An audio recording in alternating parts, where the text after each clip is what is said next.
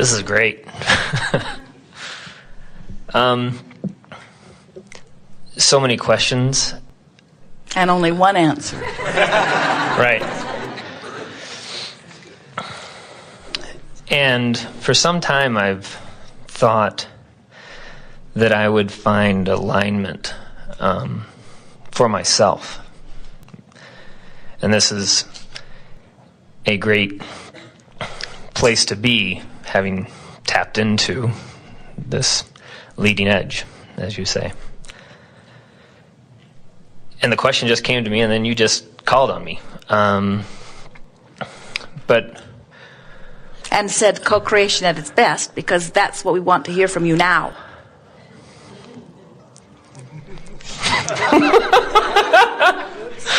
Okay. Well, it fits right in, don't you think? Okay. The question that came to me is that when I look out at this world, there's so much self-interest, but it doesn't seem to be very aligned, at least as I look at things. And just the example that I would give in the question that I have basically is, wealth allows people to shove people around in spite of how the other person feels. In fact, those that control those resources are able to kind of deny their own feelings. Go back to that. Wealth allows people to shove others around, for example. Tell them what to do, not take them into consideration, their feelings, their circumstances. If you have a direct connection to source energy, let's say there's a wealthy person, and never mind how that person got there. Let's say massively wealthy person. And let's say that you or someone else is there, not wealthy. Wealth discounted, both have equal access to the abundance of the universe. And the one who has the wealth somehow got in alignment with it, and the one who doesn't have it is not yet in alignment with it. They could be in alignment with many other wonderful things, but for the sake of this example, they're not in alignment with the wealth. So our question to you is, how is it that the one who is allowed the wealth has in any way deprived the one who doesn't have it? It seems to be that's what we're taught, that it is competition, it is scarcity, that there are only so many resources, and for one to win, another must lose. So what happens? So as this one who wants wealth and doesn't have it looks at this one who has wealth and pushes against this one, condemns him, doesn't like him, gathers statistics, looks at negative aspects. Now this one holds himself in vibrational discord with wealth and blames the one who has it for his lack of it. Right. Even though this one who has wealth is in no way depriving the other. It's his attitude toward it that is cutting himself off from it. And you see, we understand how the myth, the lie, the misunderstanding is perpetuated because most people are not accustomed to looking at their vibrational state of allowance. Instead, they're looking at conditions. So they see a wealthy person and they see a poor person and they say, well, we should even this out. There are governments that have come and gone. Communism doesn't do very well. And even the socialism that is part of your world, you could take all of the wealth that exists and distribute it evenly among points of consciousness. Now, that'd be tricky because you'd have to decide, does the black man get it? Does the Mexican man get it? Does the Chinese man get it? Does the Japanese man get it? In other words, do the women get it? Do the children get it? In other words, there would be all that arbitration of all that messy history that you all have. But let's just say that you divided it up equally and every human that exists, even the one that was just born, oh, that one too, that one too, that one too, that one too, that one too, that one too, that one too, that one too, that one too. This is going to get very tiring. They're coming in very fast. But the wealth is distributed. Let's say they have to be one. That'll make it easier. One or older. Oh, there. That birthday. Now we're in trouble again. So the wealth is evenly distributed among everyone. It would not take 20 years before it would have redistributed back into pockets again where there is poverty and wealth, because it is accumulating to the attitude, to the vibrational countenance, and to nothing else. Well, a person who has wealth and expects wealth and gets wealth. In other words, it's sort of nice to be born into it, because you begin picking it up early on, and so you're more likely, unless those around you have condemned you for it, and then you might push against the idea of wealth because you don't want to be hated by your friends, and you might deprive yourself from it. So the attitude of the wealthy is their own business in spite of the just results as the attitude of the impoverished is their own business, and both are getting exactly what they feel. And the injustice for those like you who are looking in on it feels like, well, that person should give more to that person. But what that person has discovered is that giving something to someone that they are not a vibrational match to, it doesn't stick. In other words, you will hear them say it's like putting it down a rat hole, because it does not change their life experience. Because haven't you noticed, even with the welfare system in your nation, that the more you give, the more they think you should give, and the less appreciative they are of what they have received, and the more disempowered they become? In other words, it is a cycle that is not working. Your taxes get higher as you pay for things that others would like to do for themselves. Anytime you give to someone something that they have not naturally attracted, you say to them with a very loud message, I do this for you because I see you cannot do it for yourself. So the beating of the drum of disempowerment continues, you see. So then what is the role of parenting in children where they come in dependent? What role do you play in that child's life so the family isn't a welfare system? You watch for evidence of their own ability to attract, and you compliment them every time you see them receive something that they wanted. And you do not talk about the things that are not going so well. And little by little, you watch for opportunities to say to them, I am one of the vortexes, especially in your early years, through which your well-being flows. But you do not need me as a vortex, because you have your own vortex, and you are worthy, and well-being should always flow to you. And I, as your parent, anticipate that wonderful things will always flow to you.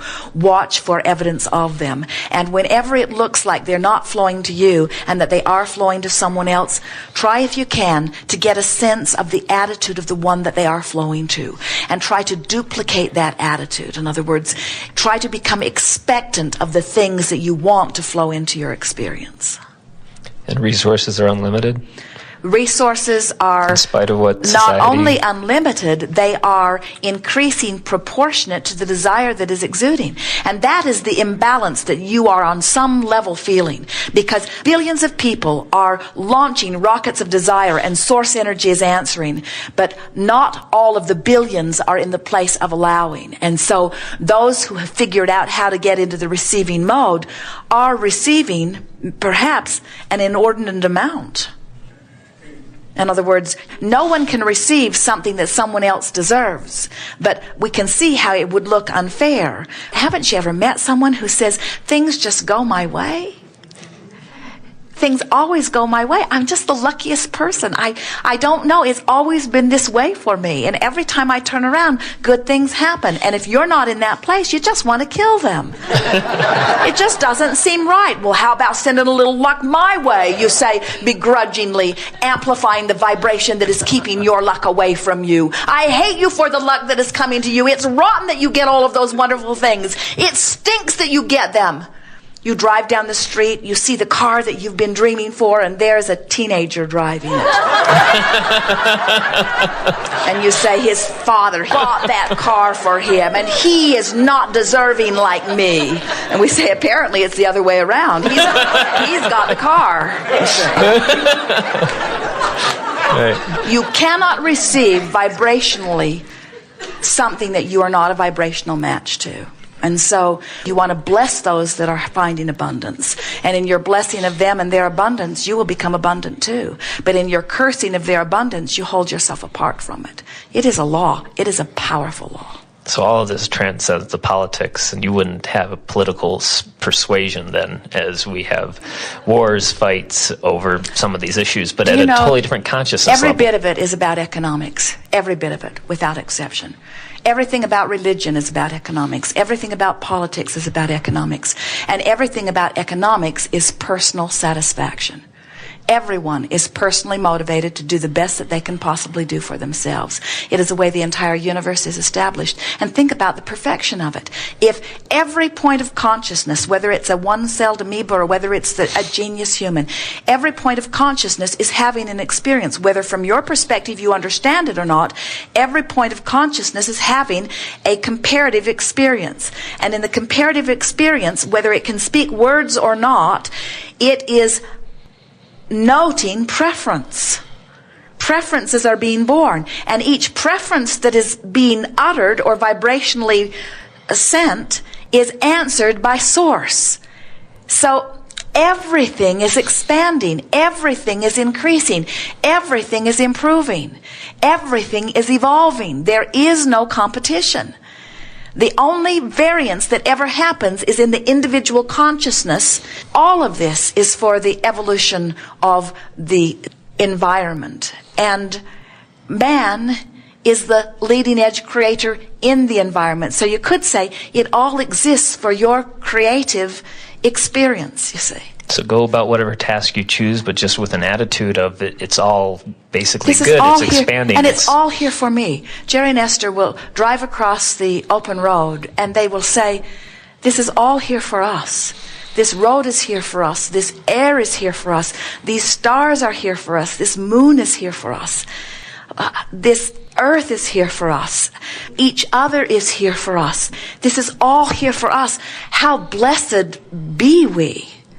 How perfect is it that all of this evolution has culminated to this point in time, and here we stand, these perfectly worthy beings, capable of receiving as much as we will allow and practicing in every moment to let as much good stuff in as we can, you see.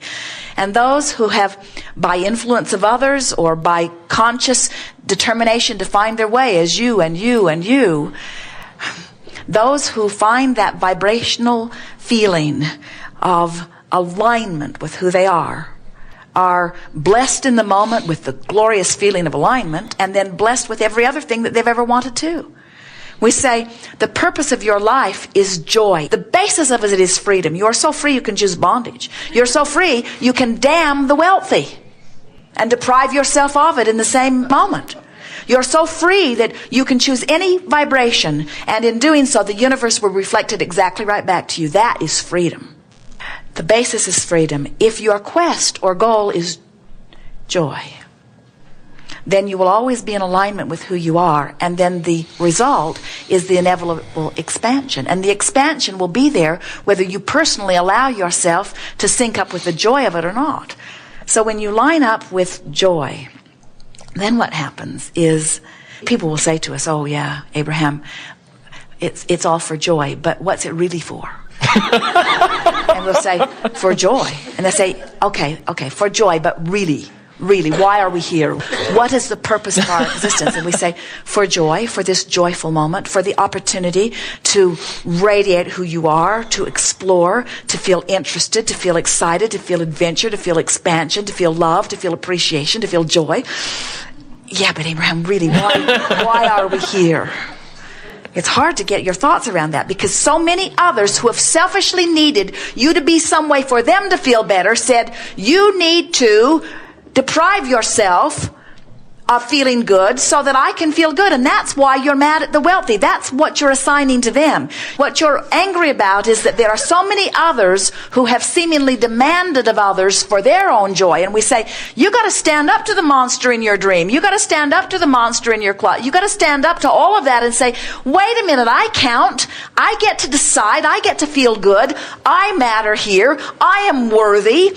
Good things are supposed to come to me too, not just to you. But until you come to that, then you're going to be slinking off in the corner and mad at the others who it's coming to. And the only reason it's coming to them is because they've figured out that it should come to them.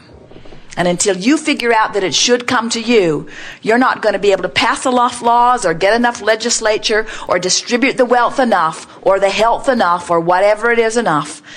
You've got to decide, I'm worthy, and mean it. And when you know that, then watch the floodgates open.